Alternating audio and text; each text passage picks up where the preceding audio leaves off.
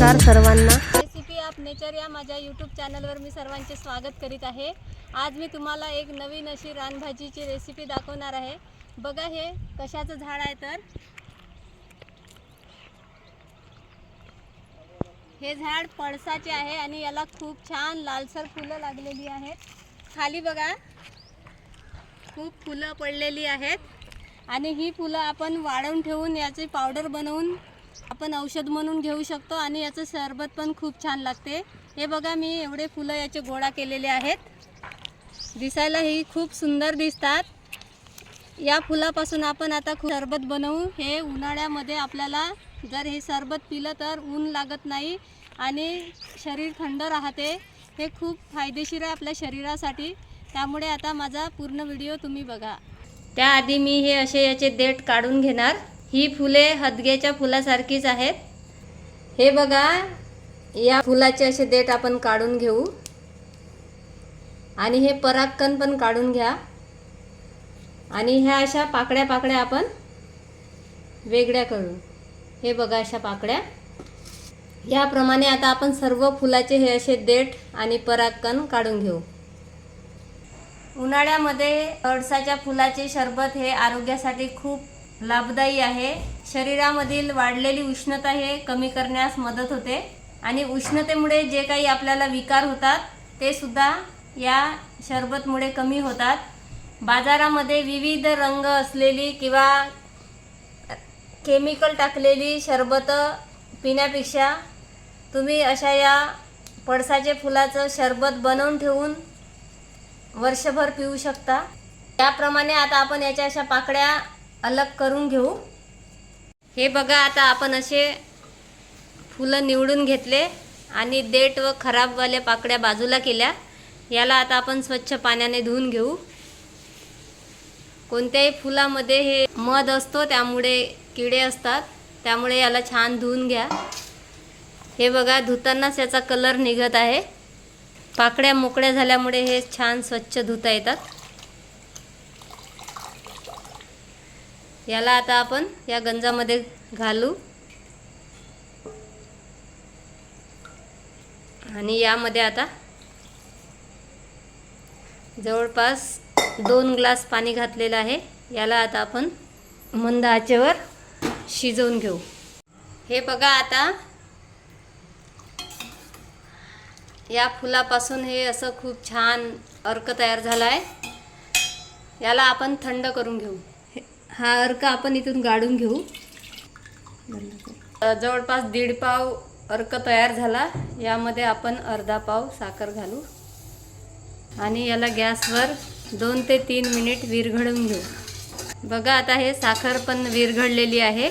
याला आता आपण थंड करून घेऊ। हा अर्क जवळपास 1 ते 2 महिने हा चांगला राहतो। याला थंड झाल्यानंतर एका बॉटलमध्ये भरून फ्रीजमध्ये ठेवू शकतो आणि जेव्हा वाटेल तेव्हा याचं सरबत आपण बनवू शकतो। आता सरबत कसं बनवायचं ते मी तुम्हाला दाखवते। पळसाच्या फुलाचं सरबत बनवण्यासाठी बघा मी हे 1 ग्लास सरबत बनवण्यासाठी एवढं चिया सीड थंड पाण्यामध्ये भिजत घालत आहे। याला आपण अर्धा ते पाऊण तास भिजत घालू, पाणी घालू। तुम्ही सब्जा सीडसुद्धा वापरू शकता। माझ्याकडे चिया सीड आहे म्हणून मी हे वापरत आहे। यामध्ये मी थंड पाणी घेत आहे। हे पाणी जवळपास 1 ग्लास आहे। यामध्ये आपण हे अर्क जो काढून ठेवला होता पळसाच्या फुलाचा तो घालू। हे बघा एवढा अर्क मी यामध्ये घालत आहे। यामध्ये आधीच साखर घातलेली होती। सरबतमध्ये मी थोडं मीठ घालत आहे आणि आंबट गोड चवीला छान लागते म्हणून मी थोडं निंबू घालत आहे। हे बघा एवढं एका निंबाचा 1/4 भाग आपण 1 ग्लास सरबतसाठी घेतला। यामध्ये निंबू घातल्यामुळे बघा याचा कलर थोडा बदलला। हे बघा मी आता या सरबतची थोडी टेस्ट घेऊन बघितली। थोडी साखर कमी आहे यामध्ये, त्यामुळे मी आता साखर घालत आहे। याला आता थोडं फिरवून घेऊ पळसाच्या फुलाचे सरबत हे उन्हाळ्यासाठी खूप आरोग्यदायी आहे. आपल्या शरीरामध्ये असलेली सर्व उष्णता या सरबतमुळे बाहेर जाते आणि आपल्याला उन्हापासून जे काही आजार होतात त्यापासून आपला बचाव होते. तसेच पळसाच्या फुलाचं जर आपण असं सरबत घेतलो तर मूळव्याधसुद्धा कमी होतो. त्यामुळे सर्वांनी ही सरबतची रेसिपी बघा आणि तुम्ही पण उन्हाळ्यामध्ये असे सरबत करून घ्या व स्वस्थ राहा. तुम्ही पळसाच्या फुलापासून काय काय बनवता ते सुद्धा मला कमेंटद्वारे नक्की कळवा. आता याची आपण टेस्ट घेऊन बघू. बघा, आता यामध्ये मी जे चिया सीड भिजत घातलं होतं ते घालत आहे. चिया सीड पण आपल्या शरीरासाठी खूप फायदेशीर आहे. आता हे सरबत पूर्णपणे तयार झालेलं आहे. बघा, तुम्हाला मी याची टेस्ट घेऊन दाखवते.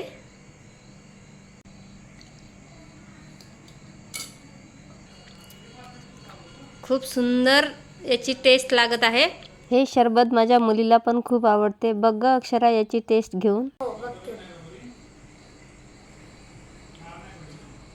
वाव, हे ज्यूस तर खूपच छान आहे आणि याच्यात चिया सीड असल्यामुळे हे खूप हायड्रेटेड आहे आणि उन्हाळ्यात पिण्यासाठी खूप छान आहे.